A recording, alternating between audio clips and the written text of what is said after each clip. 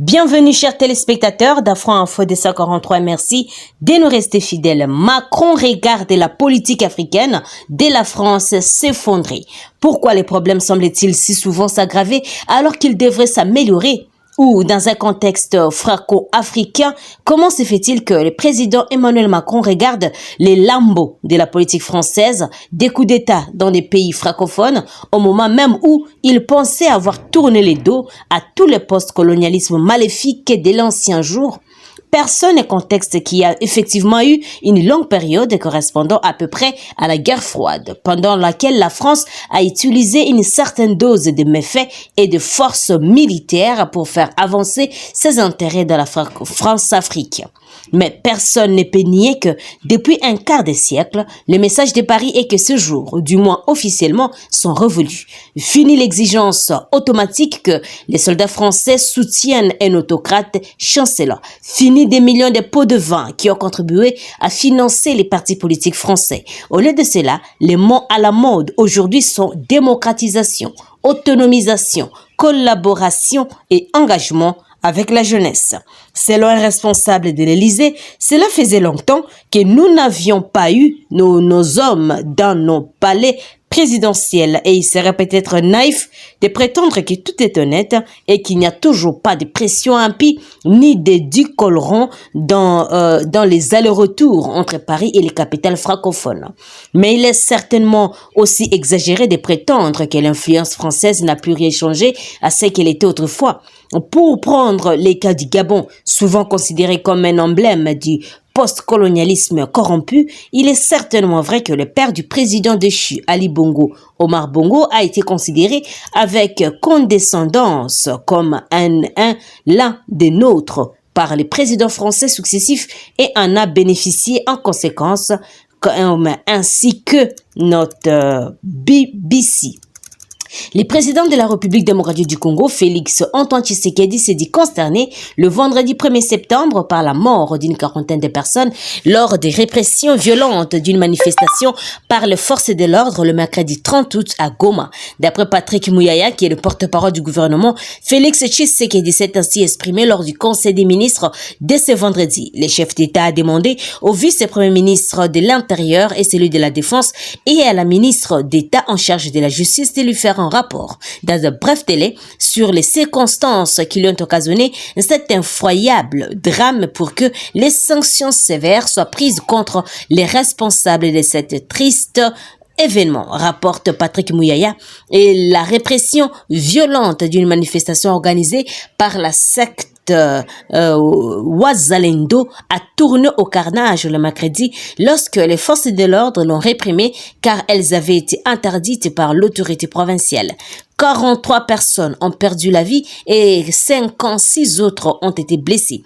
Et selon le bilan officiel, bien sûr. Et une centaine de manifestants a été appréhendés, dont les leaders de la secte Ephraïm Bissimois. Leur procès en flagrance a débuté le vendredi 1er septembre au stade de l'Unité à Goma. Les manifestants protestaient contre la présence de la MONUSCO, des forces de l'EAC et des ONG internationales au Nord Kivu. Par ailleurs, des sources judiciaires rapportent que les enquêtes continuent pour dégager les responsabilités dans cette tuerie, note la radio onusienne, la radio Kapi. C'est jeudi 31 août. Le général Jean-Lucien Baouma Ambamba, l'ancien commandant de la 8e région militaire, a totalisé 9 ans jour pour jour depuis son décès par un accident vasculaire. Le 31 août 2014 en Ouganda, invité dans une réunion stratégique sur fond d'une situation sécuritaire agitée à Bénin-Nord Kivu, en RDC, le 9e anniversaire de la mort de Baouma, considéré comme le tombeur du 1-23 en 2013 et les ADF prises de Madina 2014, important bastion des terroristes avec les concours de feu Mamadou la brillant colonel et meneur des opérations des combats est passé presque invisible. Cependant, à Kisangani, sa famille a adressé un message à toute la nation dont la teneur a été transmise à Politico.cd. Dans la missive, la famille Baouma a dit garder la mémoire d'un valeureux, officiers des forces armées de la RDC. Elle émet cependant un vœu de voir leur regretté fils qui a servi sous le drapeau d'être élevé au titre d'un héros national. Nous gardons en mémoire de bons souvenirs de ces valeureux officiers des forces de la RDC, les tombeurs du 1-23, mais aussi des ADF, un grand général avec un sens de professionnalisme remarquable, un stratège. Dieu nous l'a arraché brutalement au moment où la RDC avait encore besoin de lui et cela lui mérite les qualificatifs de l'héros national. Il avait une mission précise lui confiée par notre Seigneur Jésus-Christ, a écrit Alexis Bauma, membre de la flatterie Bauma. En RDC, la thèse officielle sur la mort du général Bauma, 59 ans, ne semble toujours pas passer. Sa famille et plusieurs mouvements citoyens estiment que le feu général a été assassiné. À Goma, au lendemain de sa mort, la consternation a été généralisée. Des inquiétudes et de la colère s'en sont suivies.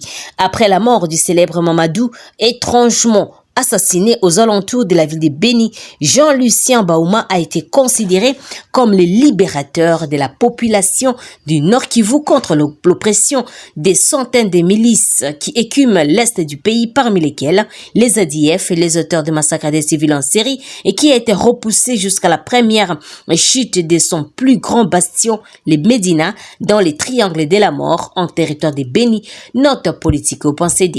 3 personnes ont perdu la vie dans un accident de circulation routière survenu dans la soirée du vendredi 1er septembre à Goma, chef-lieu de la province du Nord Kivu. Parmi les victimes figurent 2 journalistes, un taximan moto, tous tamponnés par une voiture qui roulait à vive allure sous une pluie fine, d'après les témoignages recueillis sur place par 7 sur 7 pensées. Les journalistes victimes sont Sami Chamamba et Junior Akilimali, tous 2 évoluant dans la presse écrite et numérique à Goma. Et ce samedi matin, la corporation est en deuil et le message de condoléances s'enchaîne. La perte de nos 2 confrères est un coup dur, très dur, a réagi Rosalie Zawadi, présidente provinciale de l'Union nationale de la presse du Congo UNPC.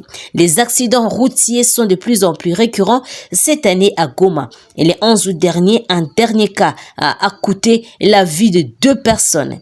Le 4 juin, 4 personnes avaient péri dans un autre accident au quartier Yimbi et un peu plus au nord dans les territoires de Nyiragongo. 6 personnes sont mortes le 15 mai dernier.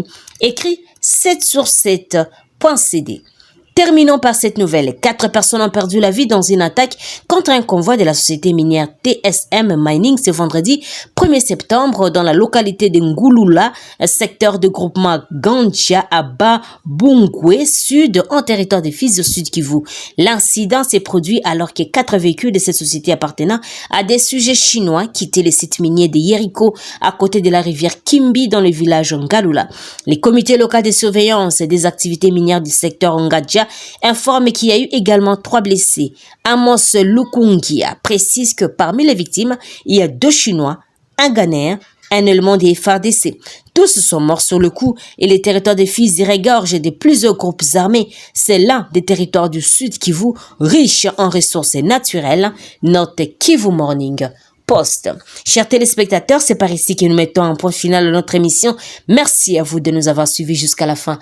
N'oubliez pas de vous abonner, de nous laisser un commentaire. Je suis Santi Chesenga, présentement dans la province de la Tchopo pour Afro Info des 43. Au revoir.